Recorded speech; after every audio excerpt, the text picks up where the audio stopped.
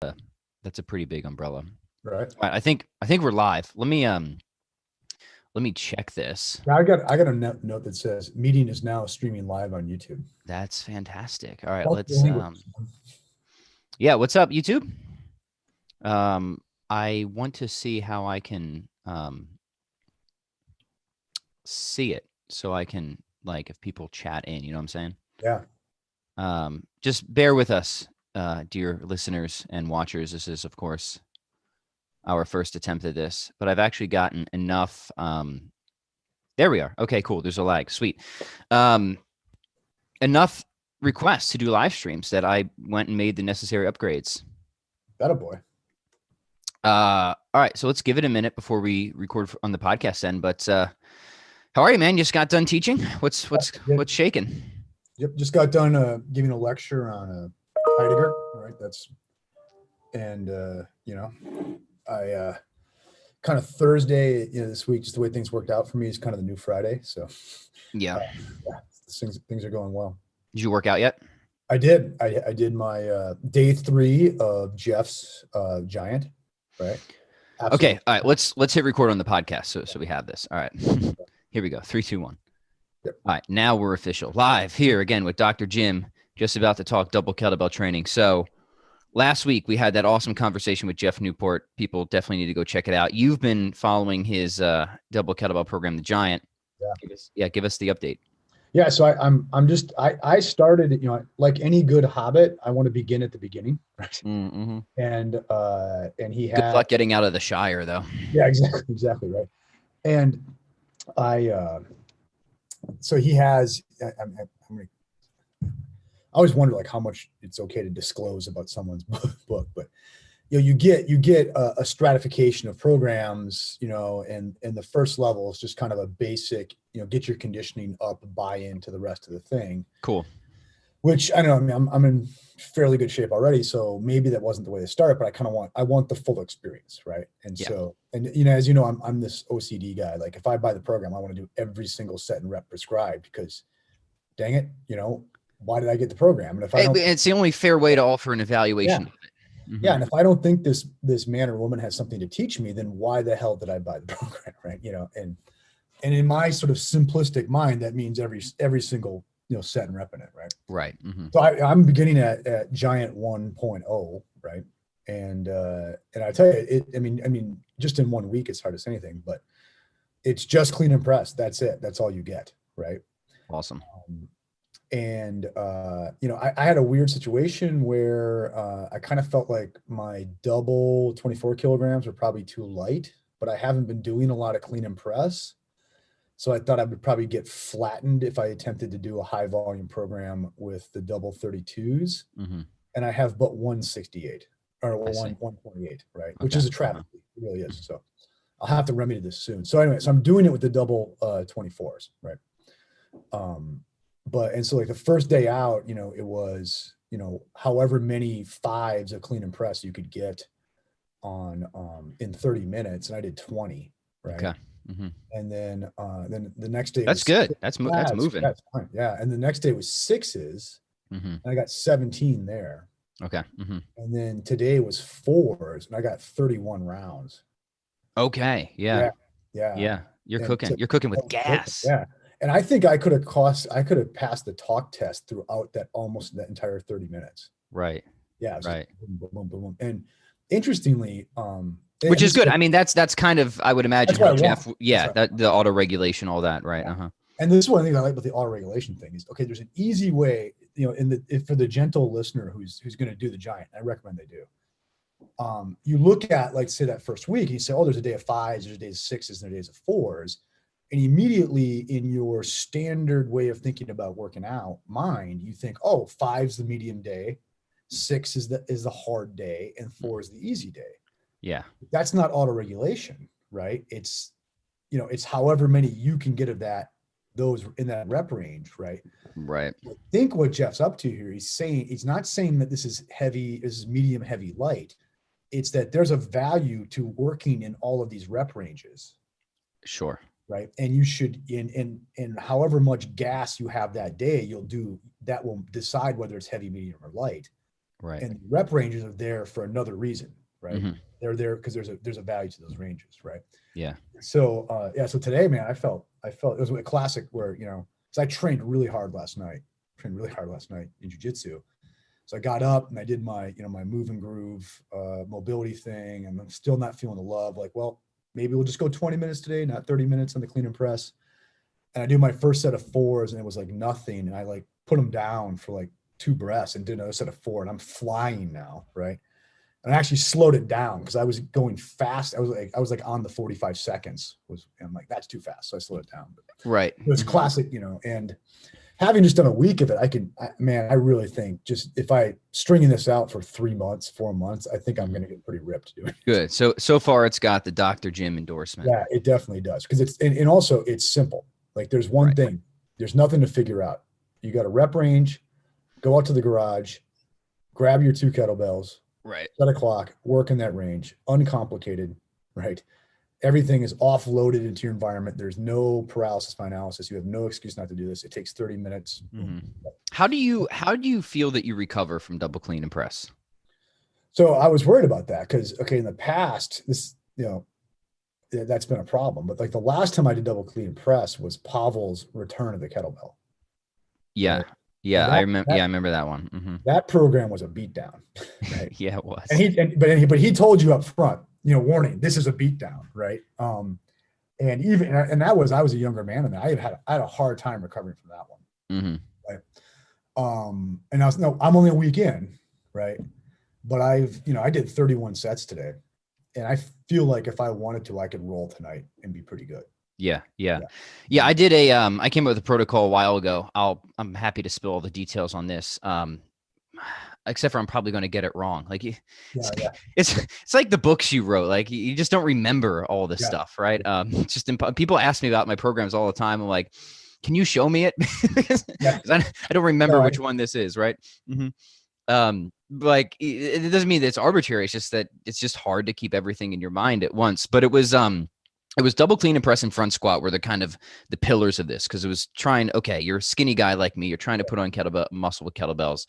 And one day was 10 sets of 5, so good amount of volume. And the other day was 5 sets of 10. Those were kind of the twin pillars of the program.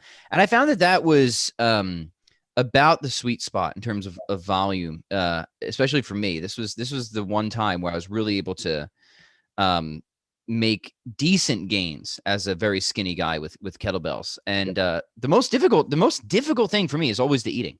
It's not the lifting, it's the eating. Yeah. And points that out. Yeah. And if so long as I stuck with those 2 exercises and some pull-ups, fine in terms of recovery. As soon as I add in deadlifts, crushed. Crushed. So, I have an option for that protocol if people want to check it out. It's just called the Prometheus Protocol. Because it came out during that time that Prometheus movie was made, and I don't even know what the connection was, but just you stole the fire from the gods, and I did. Yeah, that's exactly it. And so there's an option with deadlifts and without. If you're going to do the deadlifts, I think just once a week with the deadlifts is pretty sufficient there. But yeah, just 5 sets of 10 sets of 5, both front squat and double clean and press, just 2 days a week. Get the calories in. If you want like simple, straightforward, this will probably force your body to grow in some capacity. I would experiment with that. That was, Jim Wendler's old boring but big was 5 sets of 10, right? Right. Strength work, right? To get the nervous system keyed up, and then just take some weight off the bar and do 5 sets of 10. That's it. Right. Right. Yeah. Reps. It's perennial. Let's play around with some people on YouTube. Callum says, Jim representing the Catholic biceps. You got to show us. You got there it is.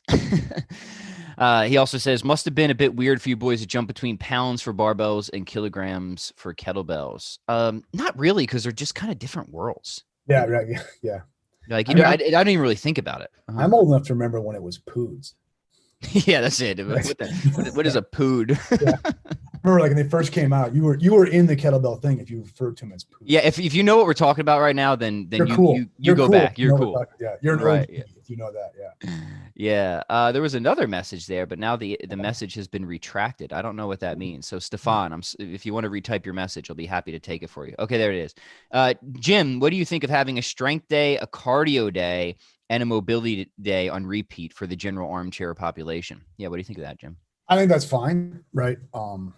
Depending on your age, I might want mobility day to be every day, right? Or at least as needed, right? I agree with that. But I've that's a lot like Ross Enamite's stuff. Like he always did these floating templates in his 2 books, Never Gymless and Infinite Intensity, where he would go, you'd have a explosive strength day, like a more cardio-ish day of like longer sort of 400 meter, 800 meter sprints. Then you'd have a grindy strength day. And then you'd have like kind of an all anaerobic kind of strength day off, and you'd run it again. Right. Mm-hmm. So, and in Ageless Athlete, you know, my book, one of the templates I really recommend in there is to go like a kind of a floating schedule like that, where you have a strength day, like a barbell strength day, a conditioning day, an off day, a strength day, conditioning day, an off day, and float through like that. That's good. And then, because I like that, because once again, it's auto-regulated. Like that might be 2 off days, right? Okay. And this idea that we have to hang our training on a 7-day week is a really weird thing. Like there's nothing in the evolution of the human organism that says like things reset every 7 days. Every 7 days. Yeah. It's one of those amazingly arbitrary things that very few people decide to question. Yeah, exactly. You know, like why 5 reps, right? Right. Okay. But that's probably been tested, right? Okay. Mm-hmm. But I like the kind of floating sort of templates like that, right? Yeah. Especially if you have other variables you're playing with, like you've got a sport you're doing, or you've got a demanding physical job, or just like a high stress lifestyle, where you can say, you know what, it's no go tomorrow, but it doesn't throw me off the program, right? Right. So, and a kind of a strength cardio stretch, we kind of your day off, right? You know, strength, cardio, mobility. But once again, for me now, I'm finding the mobility thing that's a daily thing. Yeah. Yeah. My routine today, it was a good one. I did the swing other thing. Yeah. One of the gentle listeners gave it that name, swing other thing. I like that. Something else. Yeah. Swing, something else. So I started off with swing, and I did the high pull swing, that crazy high pull swing variation again. I'm just really into those lately, because it just like feels so good just for the posture muscles, you know, adding that 2-hand high pull in there. So just, cranked it out, top of the minute, 28 kilogram. I was feeling good with 15 reps today. So I was really, that's moving. Yeah. Yeah. The heart. Yeah. The old ticker there. And then, paired chin ups with that, just like hitting between the 5 to 8 range. Yeah. After that, I did, instead of military press today, I did the old incline bench, which is just like that move just feels good for me with dumbbells. Yeah. With dumbbells. Yeah. It feels good. Yeah. So that's a nice, I think, you pressing kind of variation. Rotate them a little bit, or do you? I do. Yeah. I have good shoulder mobility. So there's not too many. I don't think there's any pressing variations that actually bother me. It's just a matter of some just like feel really good, you know.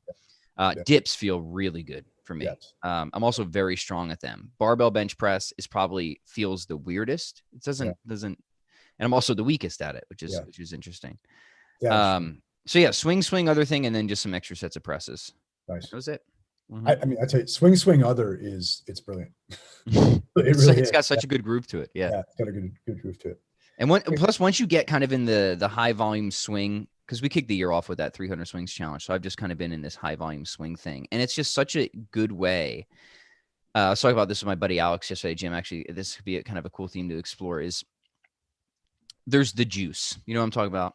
Mm-hmm. Not vitamin S, but like some days you have the juice, some days you don't. You feel like, the juice to work out, the juice to write. And a mistake that people make is they think that you got to have the juice to start the squeeze, but it's the opposite that's true. You got to start the squeeze to get the juice, right? Catalyze. So, right. So, yesterday, not great sleep, Marin, our youngest, just up a lot during the night. So didn't start with a lot of juice, but rather than not doing any squeeze, I just started with swings. And what I found is, I actually started with a little bit of a run first. And, what I found pretty consistently is that movement begets other movement. If you start the squeeze, you tend to get the juice, and then you can go for the bigger squeeze. So I guess the advice, and it ended up, I felt like a pile of garbage going into the gym. Right. But then I had just an incredible workout.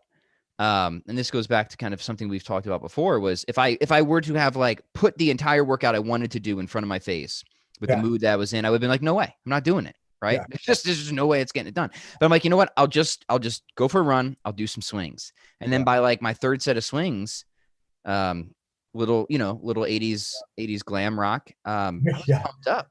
Exactly. Yeah. Mine was Rollins band today was mine. Yeah. Was it? Yeah. I've been going back and forth on not Pantera, Black Label Society and Nice. Steel Heart. So like there's a weird dynamic there.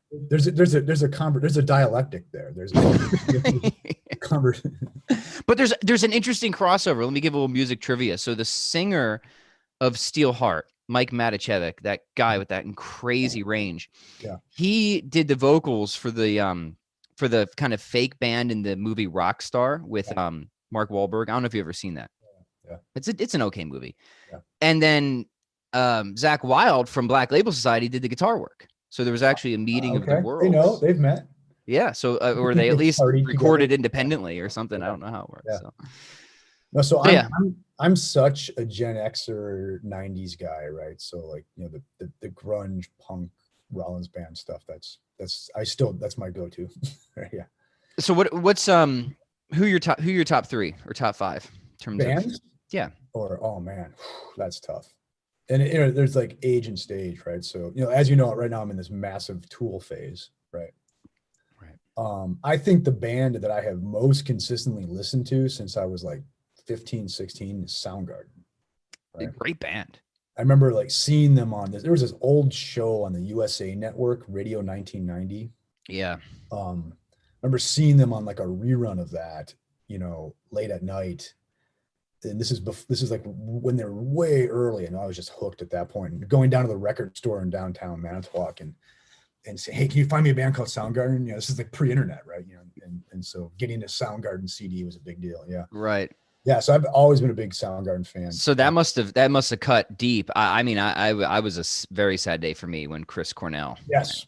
Yeah. Right. Mm-hmm. And I'm Chris Cornell was the only celebrity in my lifetime that died that I really gave a shit about it. Mm-hmm. Mm-hmm. That guy, he had been someone I had grown up with, right? Of course. Yeah. And Soundgarden was one of those bands that grew up with me. Like Cornell, where they went, like Cornell especially went musically. It kind of tracked, going from like an angry 19-year-old to, a middle-aged person of some experience, right? Mm-hmm. And, I have a similar view about Rollins too on that, right? Yeah. And so I mean, Soundgarden's always been big for me. I know this is like the easy one, but like because of my generation, like Pearl Jam, right there too. Like that's a group of guys who have kind of grown up. They've entered middle age, and the music has changed. They're not trying to be what they were when they were 20, right? Yeah, right. Mm-hmm. But they're still doing rock and roll, right? You know what I mean? Mm-hmm. So I mean, like when you talk like the 90s stuff, it's really is that kind of really cliche 90s stuff. Man, I have such a love-hate relationship with 90s music because I love it, but also it killed the music I loved even more. Yeah, exactly. It was a reaction to like that stuff, right? Yeah. Right. Yeah. So like all the pyrotechnic thrash metal and stuff that I really love, like it just killed those guys, right? It just killed it. Yeah. So for me as like a guy so Nirvana's Nevermind came out my senior year of high school. Mm-hmm. Okay. So I remember seeing, the first videos for that on TV, and there's these guys in like flannel shirts and work boots. And as a kid in like rural Wisconsin, I'm like, what's the big deal? Right. Like this is just like what men look like. Right. So it was like immediately like the whole thing just really resonated, so yeah. Now, man, the 90s, what do we have? Well, I mean, I'm wearing a Macho Man t-shirt, but he's 80s too, for sure. Pog, we had Pog. Yeah.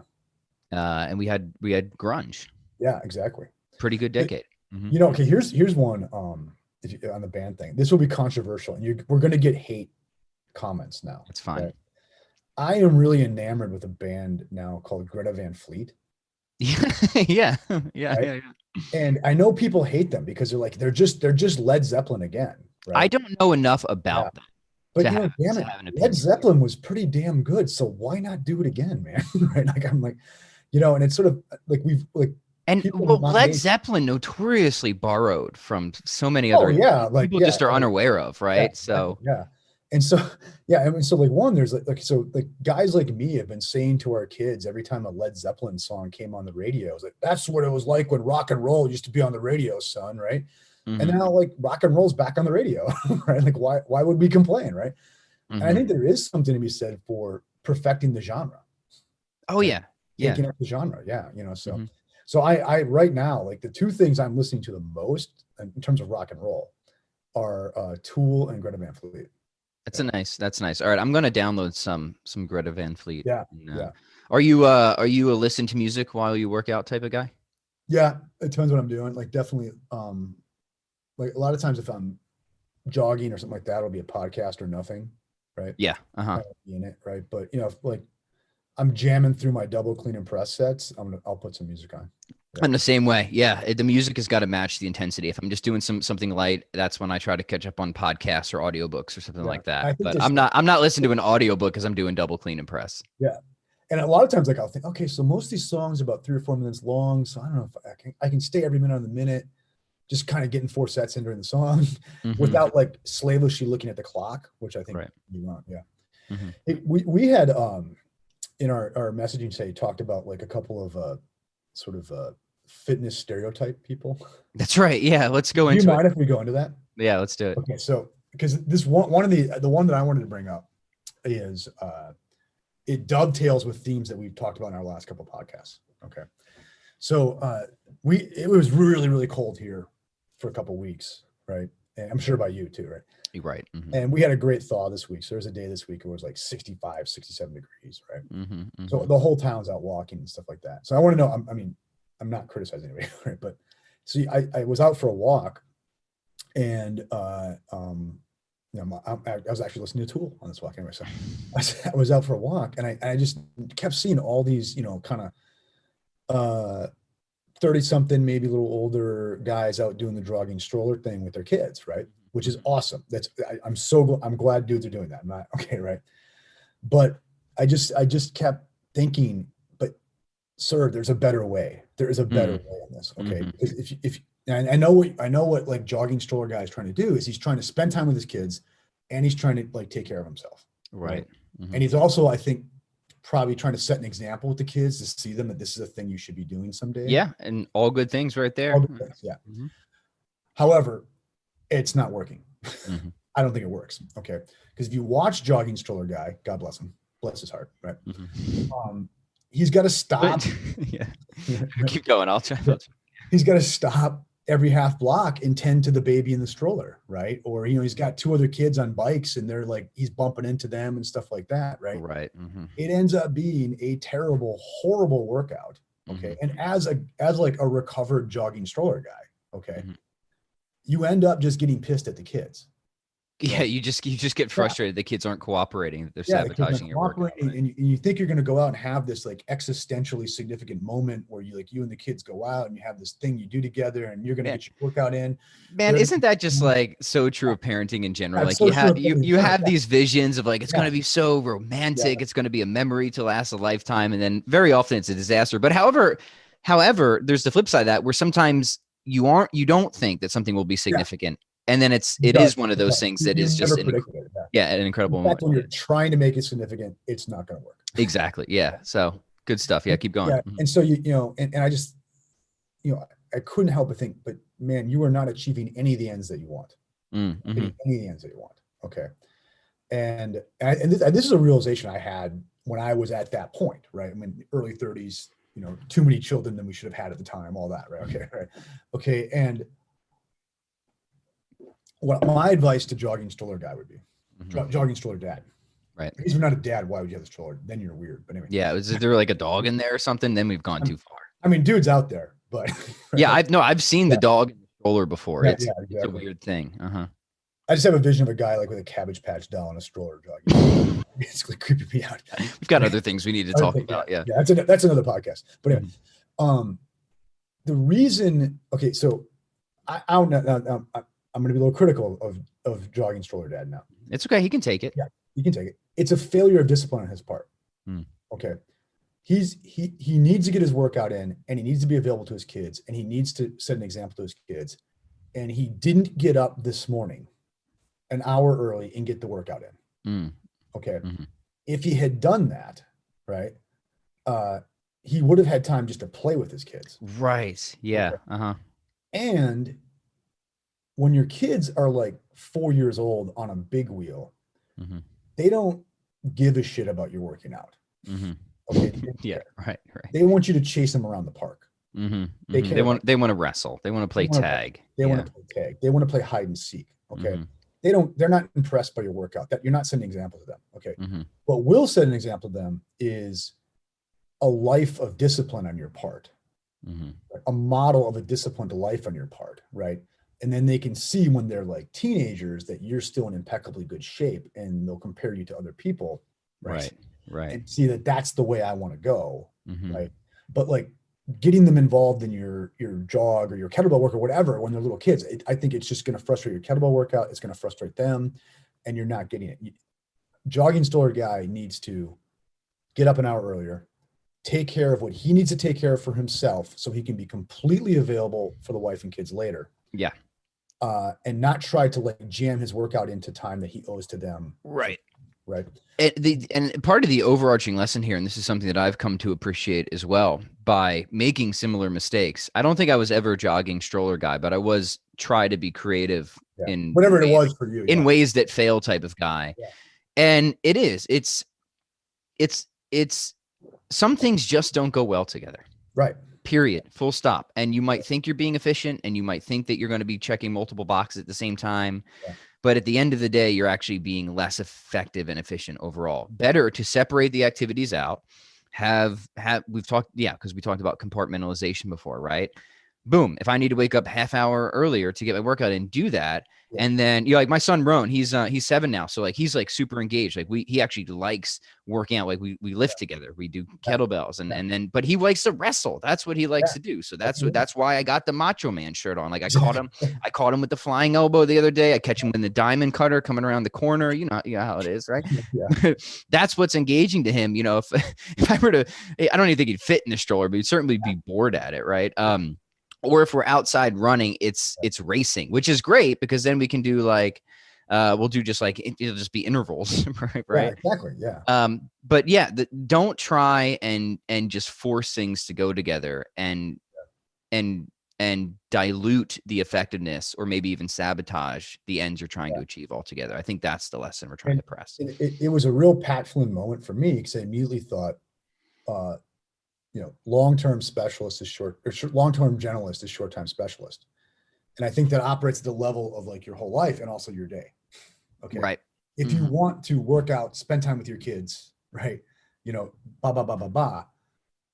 way to do it is to discipline yourself so that you can time these things separately. So you're not trying to serve two ends at once. Right. And you can, and this is the important thing on the kid part. So you can be really present to the kids when you're with the kids and you're not worried about getting your workout in while you're doing that. Yeah. Right? And to that, I would say, amen. Yeah. From YouTube, what do you guys think of Avenged Sevenfold? I haven't listened to a lot of them, but their guitar playing that I've heard and their just musicianship seems pretty high level to me. Yeah. That was one of those bands where I really felt like I should be into them. Right. And I really tried. And it just never took. It just never. Same thing. And, I hope I'm not unfair with that because some bands were like, I got into them just because I accidentally listened to them enough to get into. I think Megadeth is one of those bands. I can't imagine that. I know the first time I heard Megadeth, I was like, meh. Right. But then like the fourth and the fifth time you hear it, you're like, oh, actually there's something here. Yeah. So I feel like I worry that I may have missed a lot of bands because they didn't have that immediate appeal. Yeah. You know what I'm saying? Mm-hmm. They weren't in the genre you're used to, right? Yeah. Yeah. Also from YouTube, what do you guys think of the floor press? I do one-arm dumbbell floor press as my main chest exercise, and I've never felt it more in my chest with no shoulder issues at all. You do the floor press at all, Jim? So in Ageless Athlete, man, I'm shamelessly plugging today. Dude, plug all the guys. If you haven't got Jim's book yet, just get it's a book. I mean, it's just like, what does it even go for? Like $13 or something like that? I think it's like $8. Oh, no brainer. Go pick it up, guys. Yeah. For sure. And look, I have 6 children, so help me out. Help me. I have something in there called the Old Warhorse Template. I love the name of that. Yeah, and just it's for beat up, washed up meatheads, right? Yeah. And Just the old horse saddle, right? yeah, exactly. And one of the things I suggest in there, I give a lot of workarounds, like, can't really bench press for real anymore, can't really squat for real. I give a lot of workarounds. And my number one workaround is the floor press. Mm-hmm. If I were to take up bench pressing again, it would be all floor press, right? Yeah. Whether it's dumbbell or barbell, right? Like I could probably still floor press like a champ, right? And have no problem. Whereas like full range bench press is not cool for me now. So I'm a big floor press fan, right? Yeah. And Yeah. yeah. So Yeah, I just don't do it. I don't have anything against it. Like I said, most pressing variations feel really good for me. I feel very happy with dips. I'm a dip monster. It feels good. It looks good. Yeah.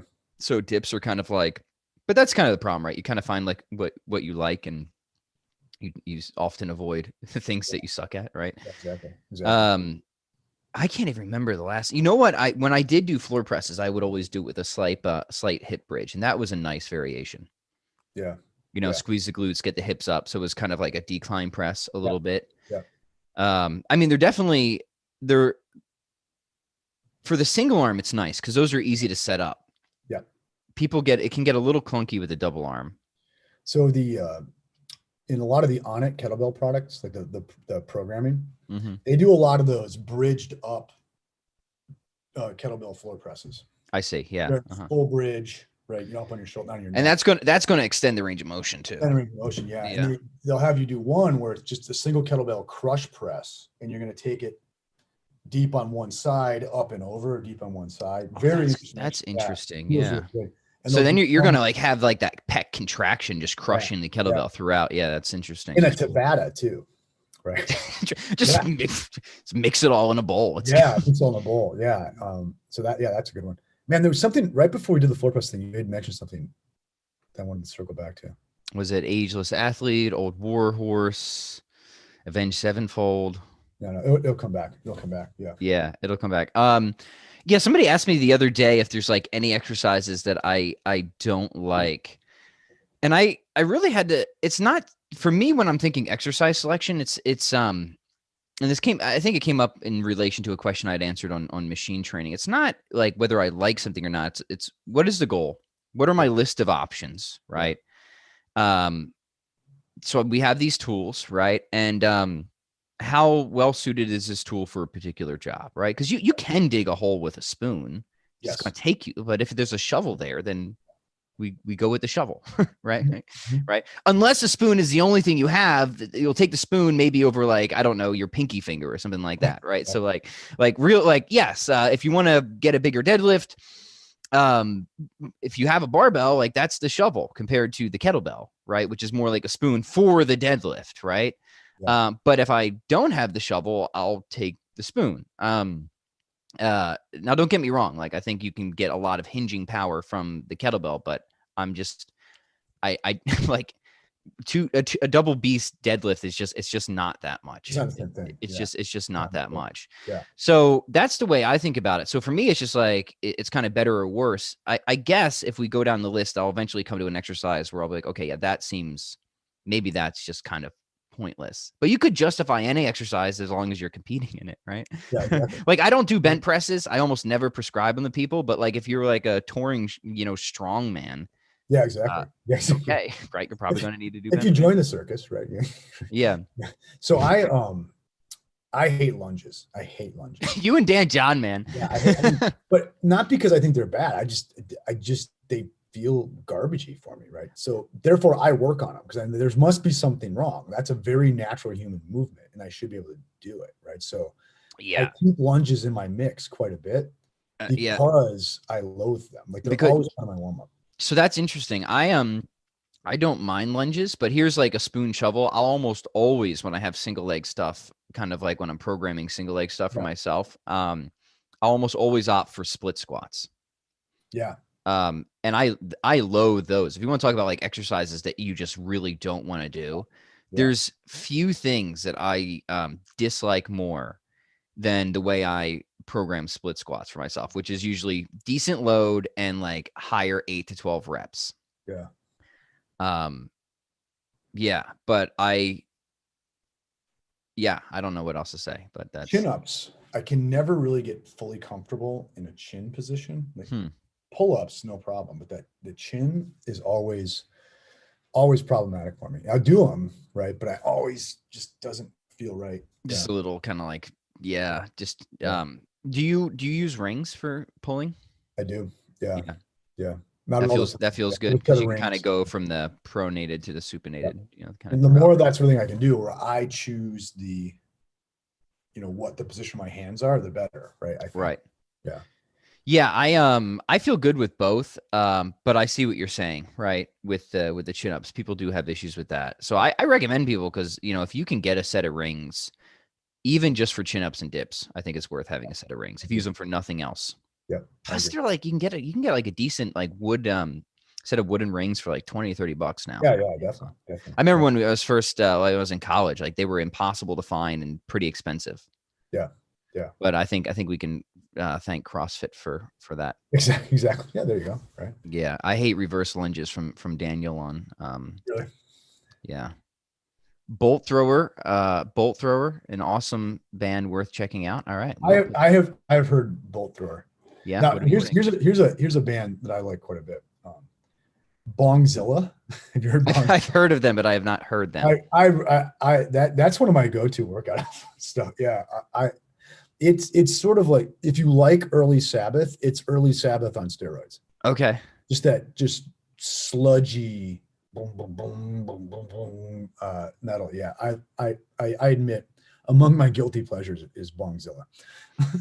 I'm gonna check them out. I was thinking the other day because I was listening to Metallica, and I've stirred the pot before by saying how I've moved away and I like 90s Metallica kind of better than 80s Metallica now. You get hate me on that, or a lot death threats. Used to it, but I have another controversial statement. I'm not sure I want to stand behind it permanently, but I'm going to put it out there, and I want to get your thoughts on it and the thoughts of the audience. Check this out. Every cover song that Metallica does is better than the original, but every song covered by another band of Metallica's is better than Metallica's. Interesting. Okay, give me some examples. What's the Whiskey in a Jar, for example? Metallica's. Yeah. Hands down, right? But also Turn the Page. Yeah. Now let me think. There's a cover of Creeping Death from Metallica's by what band is it? I don't know if Metallica beats the Pogues Whiskey in the Jar. I haven't heard that one, so maybe. Or there's another Irish. But the Pogues, they aren't the original, are they? Who was the original? No, it's like an Irish folk song. Okay, yeah, it's like just a traditional. Yeah. There's another band called the Tossers. They have a good version, but definitely better than Thin Lizzy's version. And I like Thin Lizzy. Yeah. Mm-hmm. There's that whole genre of like Irish punk that I really love. Oh, it's so cool. Yeah, and that was like that had a moment too of the Irish punk rock in like, I don't know, mid 2000s or something. Yeah, and I really like the early Dropkick Murphys. That's it. That's the band I was thinking now. Yeah. Like when Mike McCoolin, the original lead singer, left, I kind of checked out. Yeah. Mm-hmm. Yeah, I followed them for like 3 weeks, and I was like, this is sweet, and then I just lost interest. Yeah, and he has a band now. McCoolin has a band called the Street Dogs, which is just like unapologetic, like Irish Boston street punk. Yeah. Right. I want to talk one more fitness stereotype, and then we'll turn to philosophy. Yeah. I guess what's on mine. And this maybe this could become a series, like Overheard at the gym, because now I'm at Lifetime Fitness and I just overhear all kinds of very funny conversations. And I never chime in. I just don't. I've never been that guy, right? Don't be that guy. Don't be that guy. Like if I see somebody like they're about to like hurt, like I really think they're going to hurt themselves like or something, young like kid, like a teenage kid or something. Yeah, I'll step in, but I otherwise it's just like, I just want to do my thing. I'm like, look, you signed your waiver. It's your problem. Yeah, right.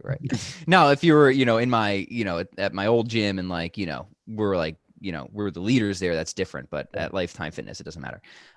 So yeah, I'm doing my deadlifts, and there's some lady getting personally trained, and I don't know the whole context of the situation, so don't think that this guy's a bad trainer or anything, because context is everything. And but I heard the isolated clip, and it was, if I stop taking this stuff, assuming it was a supplement, maybe it was more than a supplement, am I just going to gain all my weight back? Was the line. I'm like, okay, that's we can work with that on the podcast. And I put down my phone. I always have like my notepad open for just Nice. somebody called me. Well, you're gonna have to wait. I put down a little note that is a general but not exceptionless rule when it comes to fitness. And this is something I've come to appreciate as I've gotten older and I've learned lessons the hard way. Maybe don't start with something you couldn't or wouldn't want to sustain. Yeah. Right. Like if you don't want to stay on ephedrine till you're Yep. 60, maybe we shouldn't start that to begin with. This is why I don't take creatine. Right. Yeah, neither do I. And I used to. Because it worked. I used to take creatine. It Exactly. worked so damn Yeah. well. And I was like, oh my God. Because, this is when, I was, a poor assistant professor, right? And with too many babies, right? And it was like, man, that works. And that's going to be the first budget line to go. Right. In the monthly. Now I know creatine's cheap now and stuff like that, but, and I was like, I don't know if, and if I don't want to become like psychologically, like I need to have this to feel like I'm strong enough. It's like people with their pre-workouts, right? Yeah, exactly. And I found, creatine, boom, it made me stronger in a hurry, right? Mm-hmm. And also I immediately would put like 10 pounds on me, which I didn't necessarily want, but right. So that was like, that's the one supplement. I've been taking a lot of supplements, right? But that was the one I took that was like, there's something to the creatine. Yeah. But it that's works. why I didn't take it. Yeah. Mm-hmm. Yeah. No, it's one of those things where, I think part of the issue with this, if you say you're taking some, I don't know, some fat burning magic or whatever it is. And like some of this stuff works, like ephedrine, like that works for a lot of people. Yeah. It works, right? It's banned now, right? Like cocaine works. Like a lot of people in the fitness industry, I don't know if you're privy to this, Jim, it's probably no surprise. Like they do a lot of cocaine, right? Yeah. like it works. I mean, I see a lot of like homeless meth addicts that have six packs, right? Right. Yeah. Like this stuff works. It does. It really works. The problem is, gentle listener, we are not endorsing this. Yeah. We're actually strongly encouraging maybe not to do this, right? If you do that, right? If you take like the I guess the superficially appealing quote unquote shortcut, probably for most people, you're going to overlook the deeper skills that need to be learned to really make you a master of something.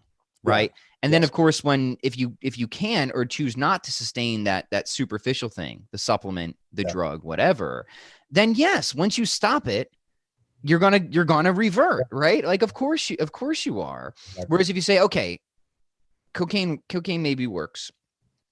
By the way, it's the same thing in music and writing. Like a lot of musicians do a lot of drugs, not because they just like getting high, but because it gives them the juice, right? Makes them creative. Yeah. I never did that. Yeah. And I just know that was chewing tobacco for me in grad school. Oh, was it? Yeah. Uh-huh. I was worried. I had to get my dissertation done in about 6 months because just the way things shook out. Right. And for good reason. But and I remember, man, I would like every day get a tin of Skol and like a giant thing of coffee. And and I worried about if it just became so much part of the routine. I worried, would I be able to write if I quit chewing tobacco? Mm-hmm. Yeah. And I'll tell you what, it was hard at first. It was hard to like settle myself down to write. Right.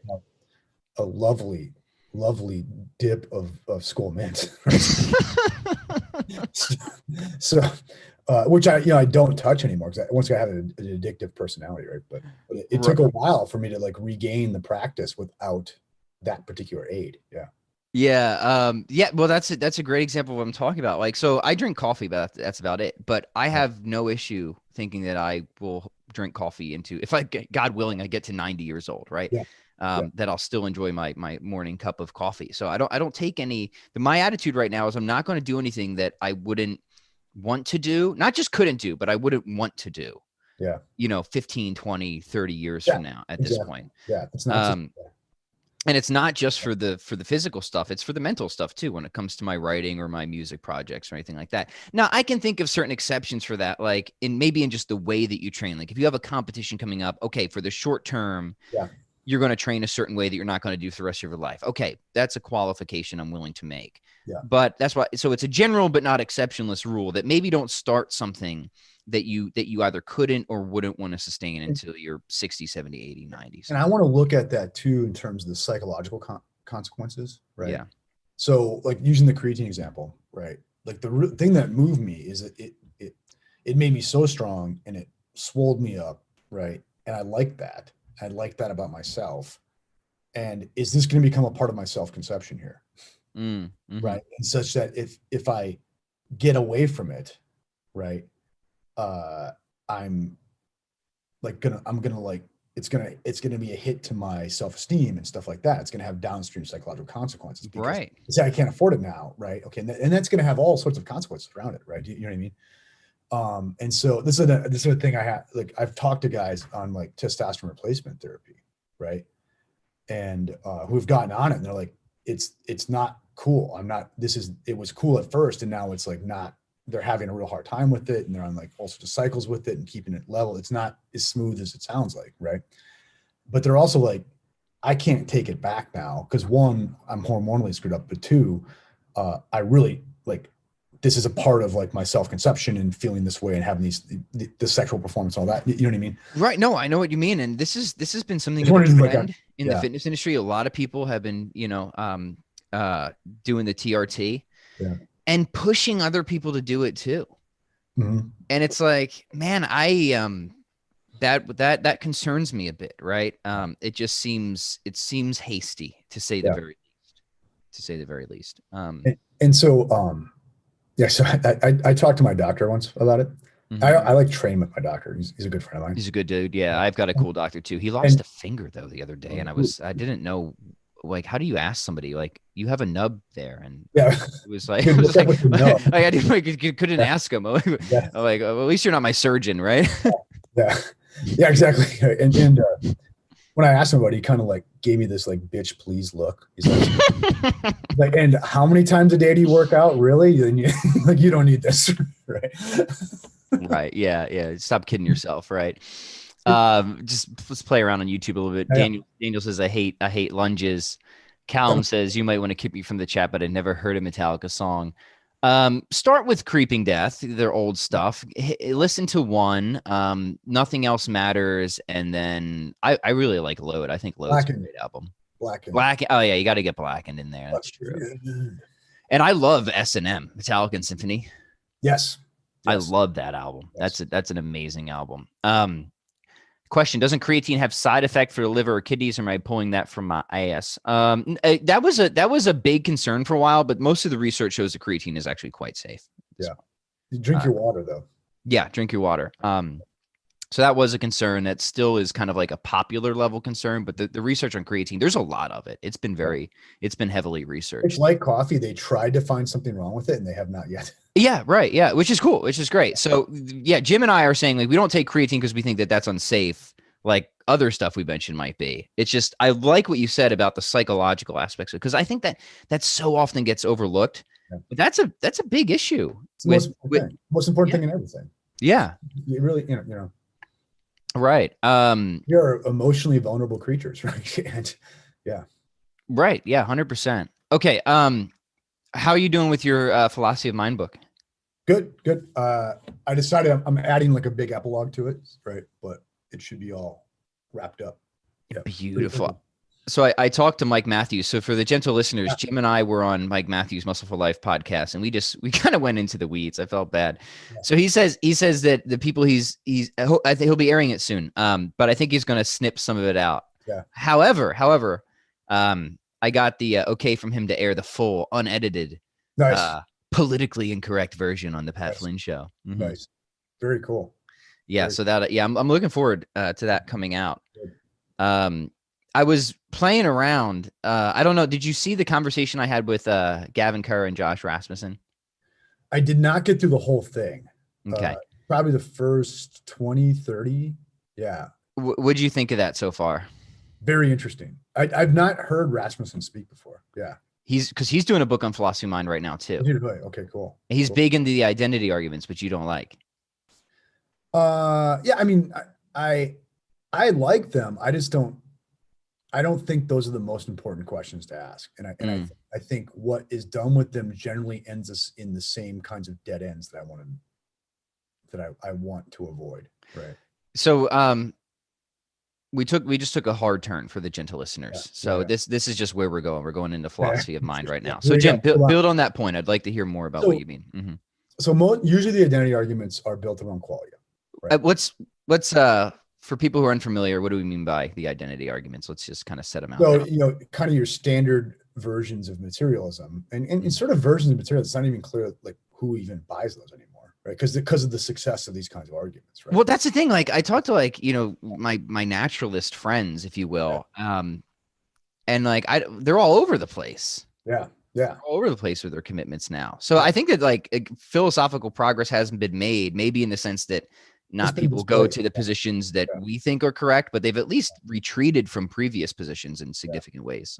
So you're kind of your standard generic materialism is this mind brain identity thesis where it's so crass, it almost hurts me to say it, but like where we say, because a lot of it just misses how the brain works, okay, but is to say to be in a certain mental state, to have a certain feeling or have a certain thought, is to simply to be in a certain state of your brain, right? So, and you get these philosophers' inventions that a brain state is something like neuron X is activated, some axon firing, right? Yeah, which is of course like just incredible simplification of like what actually goes on in the nervous system. But anyway, so and the claim is like to have a certain thought or a feeling just is to have this neural network be in activity. They're identical in the same sense that Jennifer Madden's husband and the guy talking to Flynn are the same dude, right? Two different descriptions, but just one object, and it's just the neuron. Okay? Right. And usually the way, there's a lot of arguments against this sort of thing. And I want to be clear, I buy all of them as arguments against the identity, right? Okay. There's just broader methodological things I don't like about this, right? And so, typically you'll get these, what are called arguments from qualia, right? And the idea will be let's say I'll use Thomas Nagel's example here. He got brought up in our previous conversations. So hold on tight because this is going to be a gross example. Okay, so in an old book by Nagel, he says, look, if say Pat has a bite of chocolate, right, and there's this, he's in a state of having the taste of chocolate, the qualitative taste of chocolate, right, and but if you licked the neuron, Nagel says, it's in one of his little introduction philosophies. If you licked the neuron, it would not taste like chocolate. Right, of course. So then clearly there is some difference between tasting chocolate and having a certain neural activity, right? Now, it might be the neural activity causes the taste of chocolate, right? Or there's some other kind of relationship here. Yeah, we're not saying there's not a deep connection here. They're not the same thing. They're just not identical, right? It's not like, whereas if you, God forbid, licked Jennifer Madden's husband, you would right now be licking the dude talking to Pat Flynn. Okay, right? Okay. You can tell you're a good philosophy teacher because you try to make the illustrations as grotesque as possible. Yeah, because you'll remember that. Yeah, of course. Yeah. Yeah, that's probably why Nagel did it. Is it for philosophy? Yeah, good. Yeah, he's a good teacher. There's no doubt. So they're not identical. Okay, and I agree. Okay, now, but also like this is something you're noting. A lot of naturalists agree too, and Thomas Nagel is a naturalist too, and all that. Okay. Here's what I don't like about those kinds of arguments. Okay, is it lends us to a thinking about something like tasting chocolate, right? In terms of this kind of experiential atom. Okay, that somehow I can inspect the taste of chocolate in some kind of precision from a lot of other involvements and commitments I have. Okay. So I don't think you can say, for instance, I use this example in the book, and I actually had an interesting debate with a guy after I gave a lecture at Brown a year ago on this. Okay. And his idea was, well, look, because he thought what I was trying to do in my paper was like give a quality argument, right? And he kept saying, well, look, if we can see that there's kind of a symmetry between the nervous system of a human being and a rat, and we can see that reward operates similarly in the behavior of rats and humans with respect to carbohydrates, right? And the rat is similarly, attracted to carbohydrates as you are. So like when you eat a cookie and the rat eats the cookie, they're kind of in the same experience, right? And like one might say, yeah, there's no problem with saying rats have qualia or something like that. Okay. But my point is to say, and I think the important denial of mind-brain identity is to say, look, I don't think you can really separate like what a cookie tastes like to me from like memories of Christmas. Okay. And my relationship to my mother. Right. Yeah. Mm-hmm. Okay. It's, you know what I mean? And so your participation in the world. Yeah. My participation in the world. Okay. And so for me, the important part of materialism failing is not to discover sort of, mental atoms, right? It's to discover like what it is to be us, is to be involved in a world of emotional and cultural and ethical significance, right? And what even something like the taste of a cookie is not just anything that's discretely identifiable with something in a brain. Right. Mm-hmm. Right. Okay. So I think it's the mischaracterization of the phenomenology that I don't like from either side of the debate. Yes. Yeah. No, I agree with that. Right. Because it's keeping the conversation way too restricted in many respects, way too restricted. And it ends up making the anti-reductivist someone who sees us as stepping back, as abstracted from the world and not involved in it. Yeah, absolutely. Okay, let's keep on this thread, but we'll play on YouTube. All right, so we have one question on fitness and one on philosophy of mind. So let's keep mixing them up here. Yeah, no. This is my life, dude. This is great. I love this. Guys, if you're enjoying this on YouTube, do us a favor, like, subscribe, and share that stuff. I'll try and do more live streams. We're knocking the cobwebs off the YouTube channel, which is good. I'm happy to see, because YouTube killed me a couple of years ago with the algorithms, and then I kind of was like, whatever. But now we're coming back. We're coming back in a big way. And coming in hot, man. Coming in hot. Yeah, coming in hot. All right. Jingle Jangle says, are resistance bands crap? No, I don't think so. I think they can serve a lot of purposes. I use resistance bands for a lot of corrective work, for a lot of mobility work. One good thing for a lot of posture work, a lot of shoulder work. One good thing you can do with resistance bands is just for people who have just weakness in the squat, just band up their knees, have them squat, get the the kind of VM working and all that stuff. I love, in fact, when the whole COVID thing first hit, I was pretty much bands, body weight, and bells for like 3 months. And I was doing tons of band pushes, tons of band presses. I actually broke a number of bands. I felt like the Macho Man when I was doing that. So no, I like bands. I think they're a tool. I think, again, like, have the realistic expectations. But yeah, Jim, what do you think? I mean, check out Joe DeFranco's stuff on this, and I think he's right. Like those of us who bench pressed too much in our youth, we need to be doing band pull aparts. Right? Oh yeah. Mm-hmm. Right. And it's safe for now when I'm on this clean and press jig. I mean, I do think the clean gets you plenty of pulling, right? Plenty of pulling, but I want to be safe with this. And so today, after I got done with my clean and press real quick, 50 band pull aparts, both overhand, underhand grip, just to make sure that we're keeping things evened out. And it's free money, stuff like that. Yeah. And not a bad pump. No, it feels good. Makes you look good. Yeah. Bands for the biceps. I'm actually a fan for that too. All right, back to some philosophy of mind. Callum says, Jim has spoken before about Ross style arguments, but what does he think about Aquinas's argument from self-awareness? Corey, I think he means Teresa Corey, has spoken about how self-awareness cannot be extended. Yeah, no, I agree. Yeah. So I think Corey builds on, I'm trying to remember because it's been a while since I've read her stuff, but anything composed of parts, right, cannot fully appropriate itself. Yeah. Right. So I think she gives, if I remember, she gives the example of like trying to fold a paper, like the whole can never be present to the whole. I need to check hers out. And I mean, because I have a blind spot to this in Aquinas. I just haven't really looked into it. Right. Right. Mm-hmm. I'm fairly impressed. And now we're going to the weeds here, but with Kant's arguments for the transcendental unity of perception in the first critique. Okay. But I'll say this, once again, like what Kant will give you there is not something, it's like, he doesn't arrive at a substantial self at all. Because his point is like any kind of judgment presupposes something that's synthesizing disparate individuals, right? So then you need sort of a non-individual, right? That's behind the judgment. Okay. That non-individual being you, right? But I do think Kant's right about this. I mean, any kind of like crassly materialistic story about reality it leaves something out, namely our judging crassly about reality, right? Right. Yeah. We all have weak spots, right? In Yeah. fitness and philosophy. Kant is a weak spot of mine. Like I had him in undergrad, I had him in masters, but I just never pursued him very deeply after that. So I need, aside from like Lonergan, because I'm a big Lonergan fan, and he's kind of tapping Kant in certain respects. So I need to go back. I need to spend more time with Kant. So Kant was one of the things I really wanted to do. Like, and then just the way grad school worked out, things just didn't go.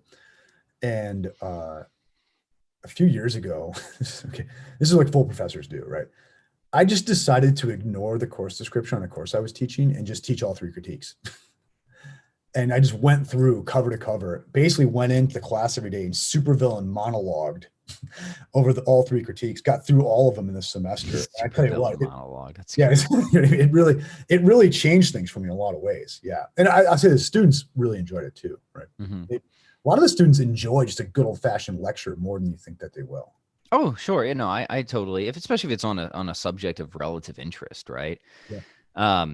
I mean, some of them are like, look, we paid for this. Why don't you talk and we'll listen, rather than small groups, right? Yeah. No, no, especially like if like, I mean, look, I seek out lectures all the time. Yeah, totally. Yeah. Like, oh, you know something about this thing that I want to know about? I will shut up for the next hour and a half and gladly have you talk to me. Yeah. Yeah, that's good. So how would you, like, if you were to put yourself under, people don't like to do this, but if you were to give yourself a label as a philosopher or put yourself under a camp, could you do that? Like I say I'm broadly Thomist, which gives me enough wiggle room that if people want to push, you know, it's getting harder and harder for me. Right. Mm-hmm. I mean, and in a lot of ways in the new book, right, I'm trying to like pull a big synthesis off, right? I actually say this in the introduction, right? I say, you know, look, I'm trying to draw on these sort of, you know, Aristotelian Thomistic resources, these Heideggerian resources, these Hegelian resources, and then these resources from, say, contemporary cognitive science. And I say, you know, dear reader, I leave it to you to judge whether this is possible. Okay. Well, I mean, that itself is Thomas, right? Yeah, exactly. Yeah, exactly. Yeah, you know, like so I'm not claiming to be the heir of Thomas, right? But why not? Yeah, but what did Thomas do? He took the best things available to him at the time, mm-hmm. and in kind of a snotty, naughty way, right, put them together, right? And so that's kind of what I'm trying to do here, right? Yeah. And a lot of what I do now, I leave Thomas between the lines, okay? Mm-hmm. Because, you know, Thomas wasn't doing a commentary on Thomas, right? Mm-hmm. Thomas was doing a commentary on Aristotle, right? And, you know, and trying to show you how Aristotle could fit into a picture with Augustine, right? Mm-hmm. Which was scandalous, right? So what am I doing? I'm trying to show you how Aristotle might, despite appearances, fit into a conversation with Hegel and Heidegger and cognitive science, right? Dude, yeah, I love that. Yeah. I love that. Somebody has a good question. John Jones says, could you briefly explain for a curious non-academic what Thomism adds to debates on philosophy of mind? That's a good question, Jim. What would you say? That's a good question. Yeah, okay. Yeah, okay. So kind of going, is that John Jones, the UFC heavyweight champion? I actually have a cousin named John Jones, but I don't think that's my cousin. It would be so cool. It is great to have the family support. So cool. My family has never supported me in anything. So here we go. If it was the John Jones of MMA fame, that would be like a big deal. Either one is a win. So reveal yourself. Reveal yourself. So going back to the theme I was just going with is I don't think Thomism or any ism adds anything to any conversation. Mm-hmm. You see what I mean? Like as a commitment, right? You know, because I think that even to ask, and I'm not trying to insult this very good question from this person, right? That's to think of philosophy in sort of ideological ways that I'm trying very hard not to think of it. Sure. Mm-hmm. Okay, like I tell a lot of my students, I don't want to hear you answer a question with as a Thomist, as a Cartesian, as a Catholic, as a Lutheran, right? Mm-hmm. I want you to answer the question. Yeah. You know what I mean? Mm-hmm. Where we look at kind of like what the truth is before the commitment, right? You know what I mean? And I'm not saying anything wrong with commitments, and I think it's naive to think that any of us operate without commitments, right? Mm-hmm. Mm-hmm. But I don't try anymore to like say, hey, how can I find room for Thomism in contemporary philosophy of mind? Right? Yeah. Okay. Mm-hmm. Now that being said, why might ideas that are, kind of all over the Thomistic tradition, right, be helpful in contemporary philosophy of mind? Two things, right? And one, and this was one of the big themes of my first book, right, which was, a Thomistic proposal for philosophy of mind, right? Mm-hmm. It's that in order to, our problems with mind are our problems with matter. Okay. Our problems with mind are our problems with nature. And the reason we can't get a philosophy of mind to stick, and this is one of the main themes in my first book, available on Amazon, Mind, Matter, Nature. It's a great book. If you're interested in philosophy of mind, it's an awesome intro book too. It's a very good intro book. Yeah. Right. This would be a good one to start with. I'll say in all honesty, I think it's a good intro book. It is, because you survey the different camps. So it would be a very good, lay of the land for people. Mm-hmm. And one of the points of the book is to say, look, both sides in this, the materialist side and the dualist side, for whatever we think about those terms even, right, are coming to dead ends, right? Mm-hmm. And the idea that I'm pushing there, and I think the Thomistic tradition should push, is the reason this is coming to dead ends is not because of how we're thinking about mind. It's how we're thinking about nature, right? Mm-hmm. It's how we think about what is or is not natural, right? What is or is not material, right? Yes. How we think about matter, it's how we think about nature, and that needs to be rethought. And so in that book, my claim is what Thomists should be telling people about philosophy of mind is to quit doing philosophy of mind. Okay, right. Yeah, right. And if you look at Aristotle's, corpus of writings, okay, De Anima, okay, and I think it's important, De Anima, his book on the soul, right, and of course that word is complicated, right,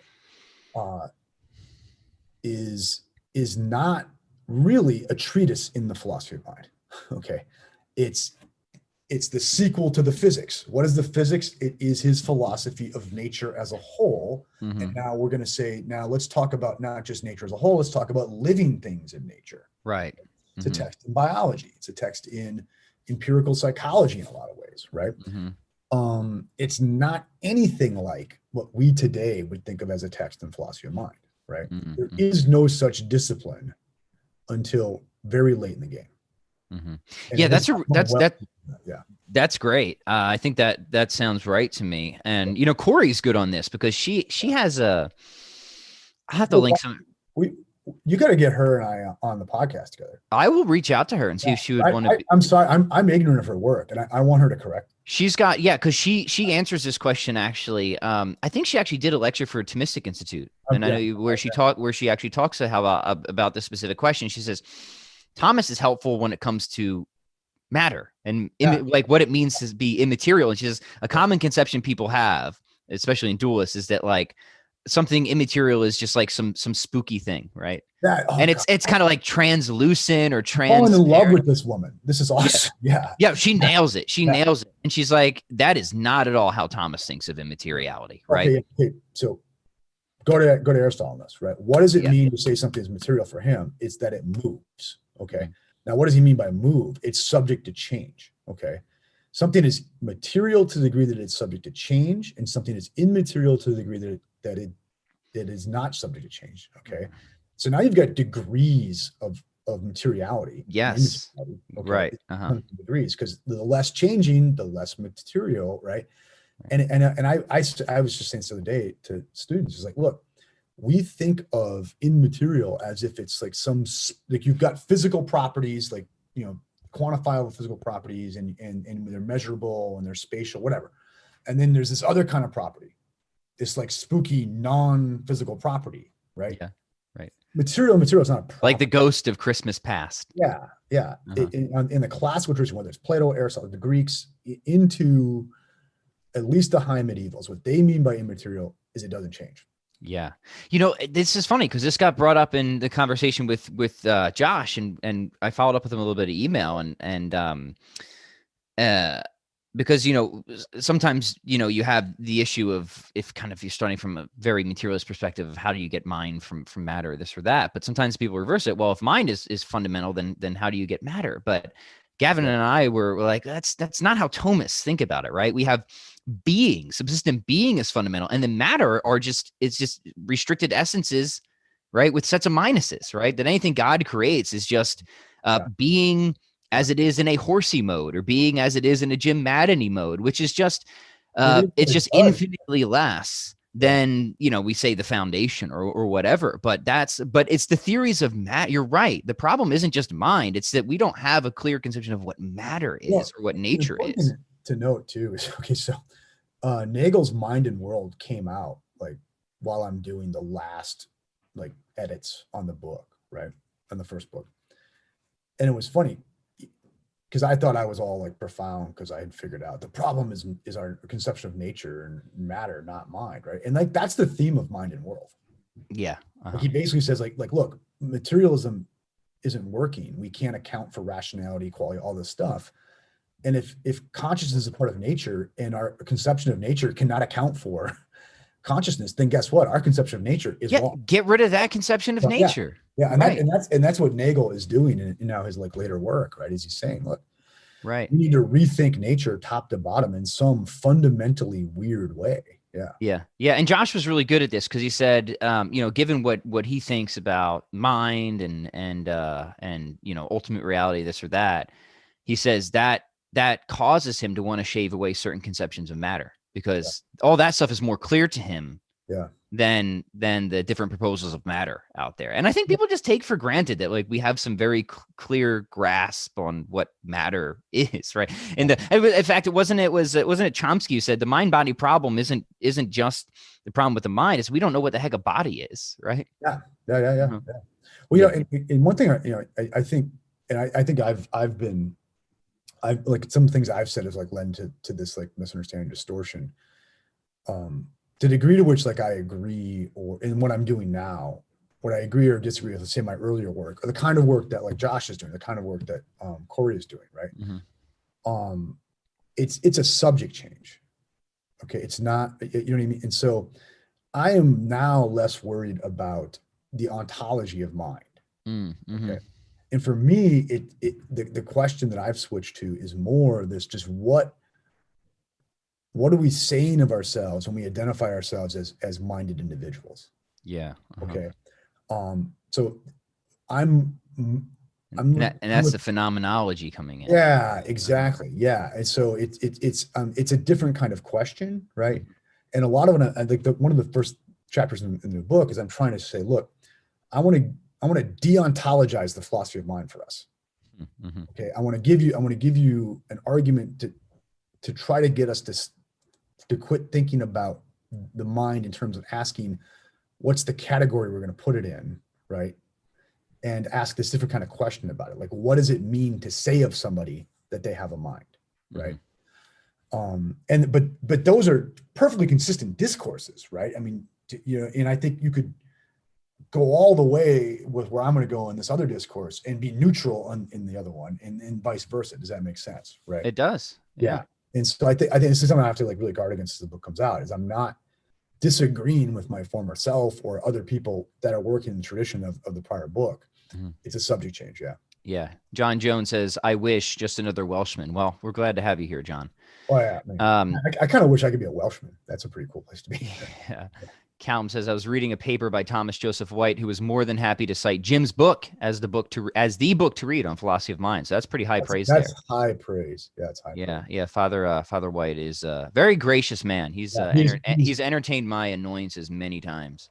He is. I have only met him electronically, but in those just small encounters, he's impressed me as one of the most charitable human beings I've met in my entire life. Yeah. Right. Yeah, absolutely. He was on my podcast probably about 2 years ago, and we just had a good time. We just jammed around on like contingency. He was doing some work on like contingency arguments. You had another one of the Dominican friars on for you recently. What was his Father Pine. I'm pretty good friends with Father Gregory. Yeah, we have. So, yeah, we have a mutual friend there. So I do all these lectures at the Thomistic Institute, and like a lot of times the Dominican house will send out a friar to go to the lectures, right?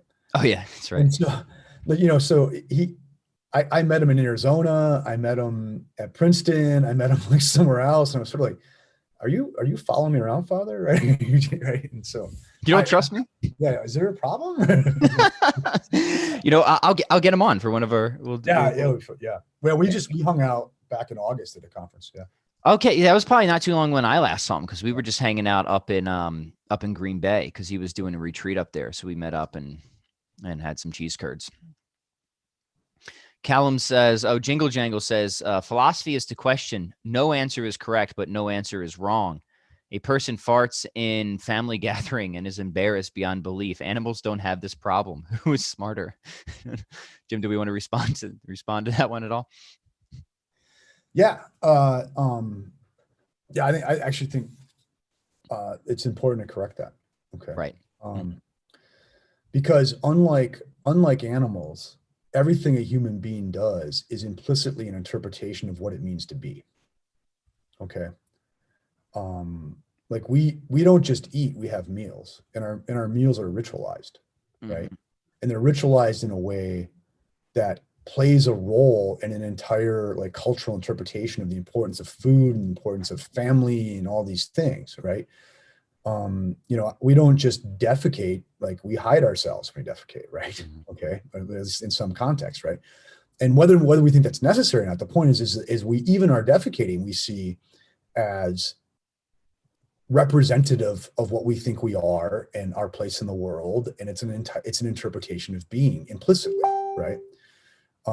So yeah, I mean, yeah, I agree that, there's a certain silliness that like when we admit that we're mammals, right? Because we're farting or burping or something like that. Okay. And I think that humans, like everything, we take that too far. Okay. That embarrassment with it. But the fact that we do feel something there, or that there's a cultural interpretation of it, is what is distinctive about us. Right. Mm-hmm. And there's nothing that we do that is ultimately, in my view, just metaphysically innocent. It's all wrapped up with an interpretation of what it means to be. It's all suffused with meaning, right? And by the way, I appreciate all the interaction, action, and questions here, guys. Yeah, I love it. I mean, there's also there's a lurking relativism there. Like, no answer is correct. Well, is that one correct? Right? Yeah, exactly. Yeah, there's that. Right. So, if it's not, then we don't need to pay attention to it. If it is, then it's self-defeating. So, Callum says Brian Cox is a famous physicist in the UK who thought the soul was disproven because he didn't detect the new spooky energy. So, because we didn't detect this spooky stuff, Jim. Yeah. Yeah. It just goes to show how confused. That's what you mean by a soul. Then he wasn't looking for what I mean by soul. Right. Mm-hmm. Yeah. Yeah, it's really interesting. Scotus and Bonaventure thought you had to posit a spiritual matter in angels to account for the potency to change in willing and thinking. That's right. That's exactly what Aquinas is engaging with in the De Ante. Yep. And in a sense, and I say in a sense, right, angels are still material in the sense that they're still restricted, right? So in a sense, we could still say that, but that's probably. I mean, they have change of state, right? Yeah. Again, I want to bring up Corey because she's got an article on angelic knowledge and stuff like this, right? They're kind of just a concretized exemplar, right? Because angel knowledge is really interesting to think about because, like, with divine knowledge, okay, God doesn't, know in the same things in the way we do because he knows our conversation and the act of bringing it about, right? But presumably for Aquinas denies that angels play a causal role, right? Yep. In a creative sense. So they kind of like are in the middle, right? Like, well, how do they know then? Yeah. Right. And they know by a sort of sharing in, so with Gavin about this recently, I don't know if we thought about it the same way, but I think we agreed fundamentally of being a kind of concretized exemplar, right?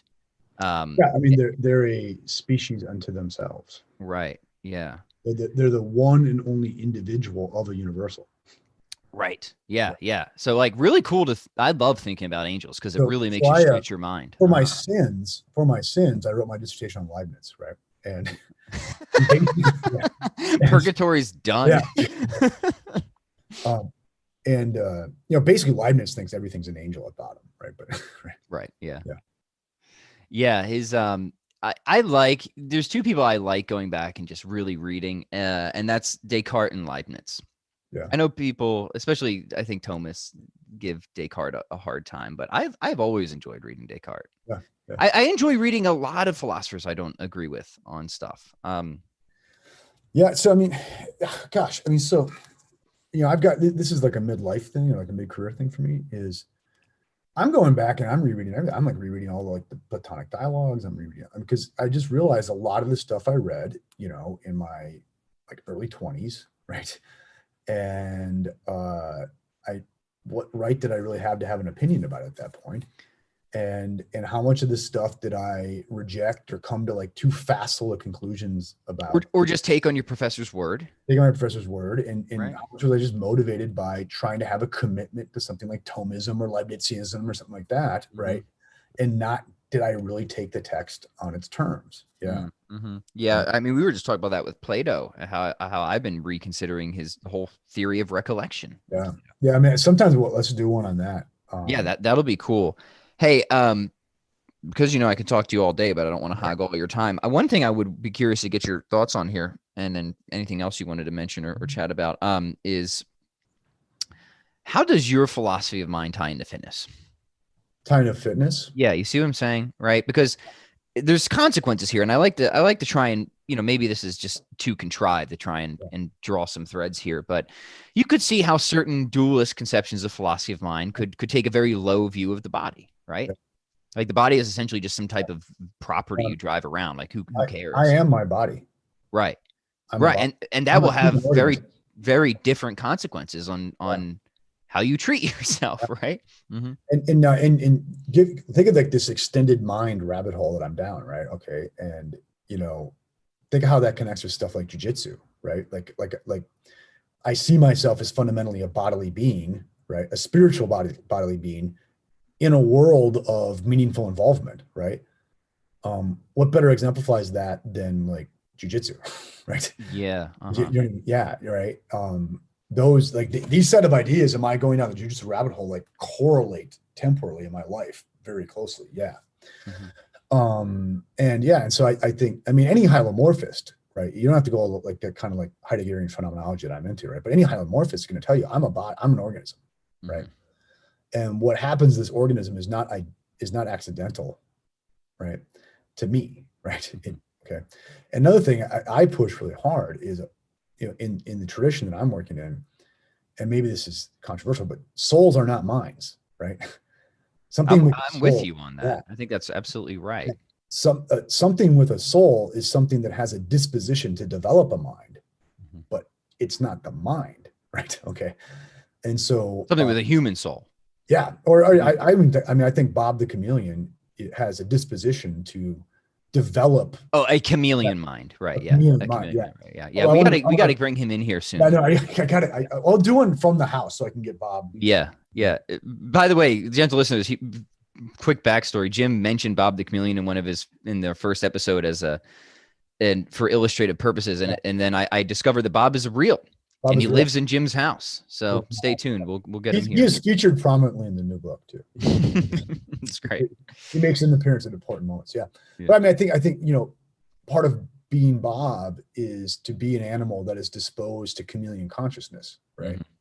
A chameleon way of being in a world, right? Right. He can't make it explicit. He can't discuss it. He can't evaluate it. He can't, abstract about it. But there is chameleon consciousness, right? Right.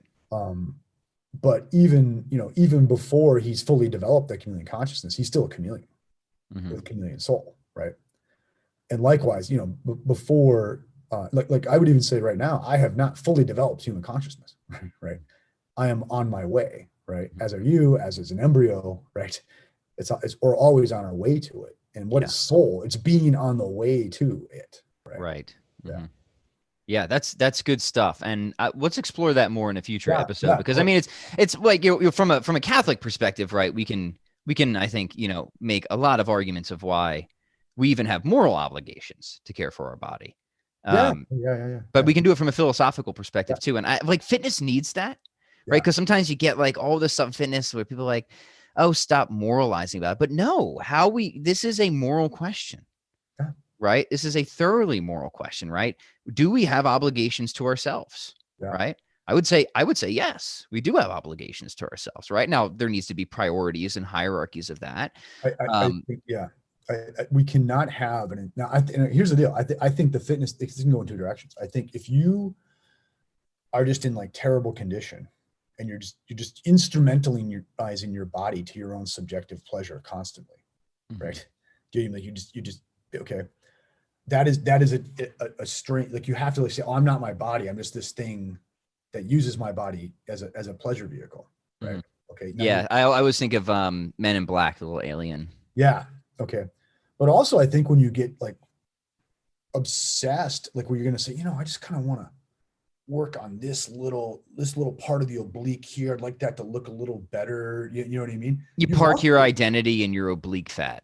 yeah, no, what I mean is like you've also abstracted yourself from your body and instrumentalized it, and you're looking at it as something that you can toy with your whim, right? Mm-hmm. And as opposed, you see what I mean? Like I think like both the healthy at any weight crowd and I'm just going to spend my day putting pictures of my abs on Instagram crowd, I think have a similar misunderstanding of human embodiment. Yeah, They and both that's see their bodies as externalized entities that are right. there for their manipulation and control and not what they are. Right. And that's very interesting because this whole like healthy at any weight stuff is sort of like a reaction against the other one, right? Yeah, The yeah, extreme. yeah. And it's very ironic because you have like these magazines like Cosmopolitan that ran this controversial cover of somebody who was morbidly obese and said, "This is healthy," which is ridiculous, right? Diabetes. Like I'm sorry, friends, but like okay, maybe in a snapshot at time you can be healthy. Yeah. And Look back in 20 years. yeah, I have a good story. Like my doctor, I had a good doctor growing up. I was overweight. All my blood work was fine when I was 13 years old, overweight. But my doctor truthfully, honestly told me, say, hey, Pat, if you keep living like this, um, you know, 45, 55, you'll greatly increase your risk of diabetes, cancer, heart disease. Like that is the reality we live in, right? There are Yeah. consequences to obesity. And even relevantly, like we know one of the things that puts you at more risk of COVID is being obese. No. Here's the point I'm going to make is so I think I don't know if I showed you the picture. It's in Ageless Athlete, by the way, Amazon. When I was 30, I weighed 300 pounds. Yeah. I was 5'8", 300 pounds, right? Okay. That's 17 years ago, right? Mm-hmm. If I didn't change that, what would that look like now? 400, right? Okay. And I got COVID this fall. 400-pound, 47-year-old guy gets COVID. I mean, I'm diabetic probably by this point. You might have been dead. You might have been dead, right? Yeah. Okay. So healthy at any weight? No. I mean, if I hadn't changed that, I may have died this fall. Right. Rather than, kind of laughing off COVID the way I did, right? But if you know what I mean? I mean, I'm not making a laugh at it, but you see my point. Yeah, you enjoyed it. Whenever I hear the healthy at any weight thing, I say, okay, so I'll show you the picture of me when I was a great big fat person. Right. Fast forward that for 17 years and give him COVID, that's a dead man. Right. Yeah. And it's so irresponsible. It's just so suffused with misrepresentations. And like, look, if you want to say like you can be healthy and happy with relatively different body shapes of like, yeah, absolutely. Right. That of course. But that isn't what's often being promoted. Like you put morbid obesity on a cover, of course, right? And then it's you know what it is? It's the Mott and Bailey switch, right? Where they push something very controversial and extreme, and then they retreat when they're pressed, and they say, no. All we mean is that you don't have to be 7% body fat to be healthy. Well, duh, right? But that isn't the impression that's being pushed, at least on the mainstream. And the thing that makes me mad. Sorry, I'm kind of ranting right now, but it's like, preach it, brother. Yeah, dude. It's like Cosmopolitan, trash rag that nobody should be reading anyways. It's your fault, right? You're the ones who overly sexualize people's bodies with like you did all that other extreme crap, and now you act like you're the pioneers of like it was your fault. You are the airbrushed fake boob, anorexic, head cases that they put on the cover there as the exemplar. Right. You guys did this. And now you're going to the other extreme, acting like you're not the ones who caused the original problem, or at least greatly contributed to it.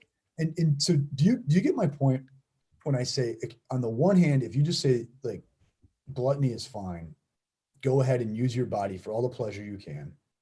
And there might even be like, I mean, and I'll even like get into my own stuff. Like there was stuff going on in my head. Like, I don't think you end up being that heavy just because, you drank a little too much beer in college. Right. There's a confluence of different factors. Yeah. There's something like there's a reason why you're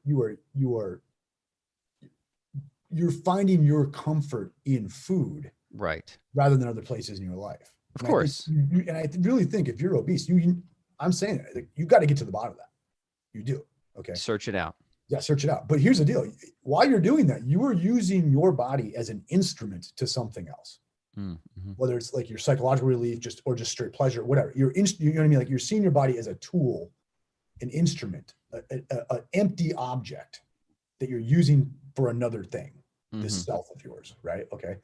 Likewise, your Instagram oblique obsessed dude sees his body as a thing external to him that he can just manipulate, right?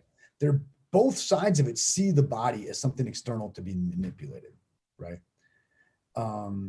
And my claim is the body is not external to me. The body is what I am. Yeah. Right. It's my temple, has been said, I believe. Yeah, good stuff. I'm actually glad that topic came up because it was on my mind again. Somebody sent me I've sent the same article a million times. It's like this Huffington Post thing that promoted this, and I'm like, and it's anyway. So I'm glad it got said. Good stuff, Jim. So what's coming up on your end here as we say our goodbyes? Any final announcements? Hey, real quick, let me give some shout outs on YouTube quick. Thanks for tuning in, guys. Fun. Jingle Jangle says, maybe I'm talking too much, but your debate is very thought-provoking, very interesting stuff, lads. Hey, talk all you want. We really enjoy the interaction, guys. Really appreciate it. Callum, thanks for all your comments. John Jones, good stuff. This has been a lot of fun. So on YouTube, like, subscribe, share. We'll do this. I see no reason why we won't just stream all of them from here on out. But yeah, I remembered what I forgot to mention earlier. We were talking about like plugging materials, right? Right. So when I was in grad school, some buddies and I figured out that Purdue was not that far a drive from Nashville, and Nashville is a fun place, right? And we used to drive down like once every couple of months to Nashville and just hang out in dive bars in Nashville. I recommend this, by the way. And we would see there's this one just old country crusty band, right, that we would see quite often down there. Like if Waylon Jennings walked in, he would say, dudes are country, right? And after every set, the lead singer would always say, always tip your singer because I got a 120-pound baby at home that needs cigarettes. Right? Like referring to his girlfriend, right? So please check out Ageless Athlete, because I have a 170-pound baby at home that needs his jujitsu lessons. Absolutely. Grab Ageless Athlete, grab Jim's Philosophy of Mind book, Mind Matter Nature. Just go pick them up. Awesome stuff, man. Cool. Jim, a blast as always. Any final words for our gentle listeners? No, but we'll